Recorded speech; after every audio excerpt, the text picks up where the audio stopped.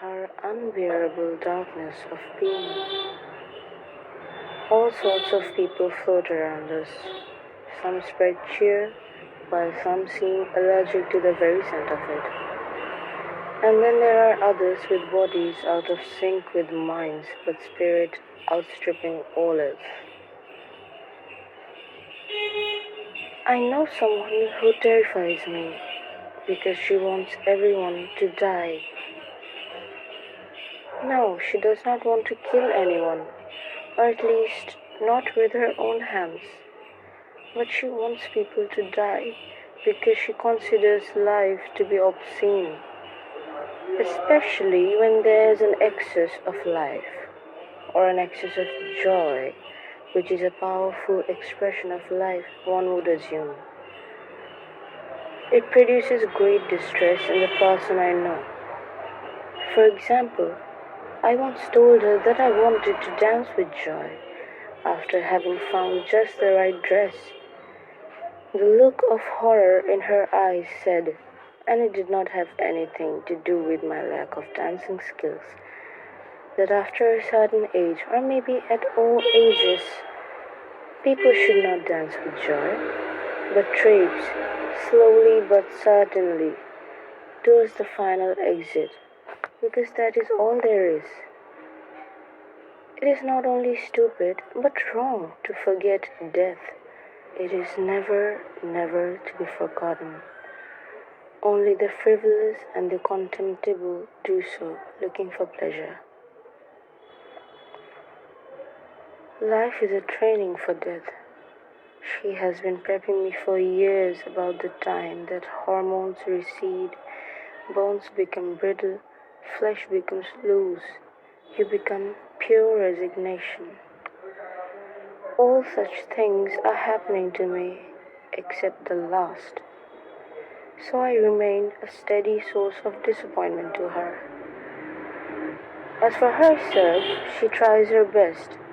For the last 40 years, from the time she was in her 20s, she has been saying that her journey is almost over. It is just a matter of a few more days. This she says in a particular mournful tone, which is set as default and is steady. The only time that the tone changes and is excited is when someone falls ill. When that happens and the person deteriorates, she becomes even more excited. But her exterior takes on a great meditative calm. I know she is hoping for the best, for the ill, which is hoping for his last. I fear her the most then. I have also taken to inventing small illnesses for myself, such as a crippling stomach ache or severe diarrhea when speaking to her on the phone. They please her a little. She is most aghast, though, when she meets my mother. Despite everything, my mother defies the least of this person's expectations.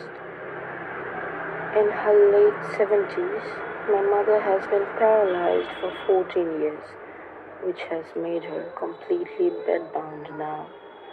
She also suffers from advanced dementia. These two giant forces working together, however, if I may say so, have not been able to diminish her as a person, or her appetite for fried food especially. She still loves to meet people, old and new. Her eyes shine and her face lights up with a grand smile if anyone visits her. Not many do. She has an amazing capacity to erase any sign of lack of recognition from her face, even if she is meeting a perfect stranger. And she is still capable of laughing at people. Only my sister and I can understand that. She was, and still is, intolerant of people who were condescending towards her or anyone, and even now, When a visitant arrives with a superior air and perhaps infantilizes her, because many consider her with the paralysis and dementia as less than a person, my mother and if my sister is present, she exchange wicked glances and laugh secretly. We see that glint in her eye. So imagine the predicament of the person who does not want to see me or anyone dancing with joy when she meets my mother. On top of that, one recent evening when she was visiting, we had ordered begunis, which are deep fried brinjal fritters special to Calcutta and perfectly sinful. My mother had one beguni, then another, then another. She had 4 begunis, all the while smiling radiantly and benignly at her visitor, exhorting her with a very limited repertoire of words to help herself to some too. This the lady refused. She had first looked disturbed and then angry. She finished her tea quickly, stood up, and was about to leave. At the door, she told me, অনেক হয়েছে, এবার দিদি চলে যাওয়া উচিত. Enough is enough. Now it's time for Didi, my mother, to go. My mother heard her.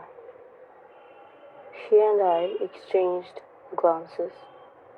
I saw that glint in her eye. Perhaps it was only a twinkle.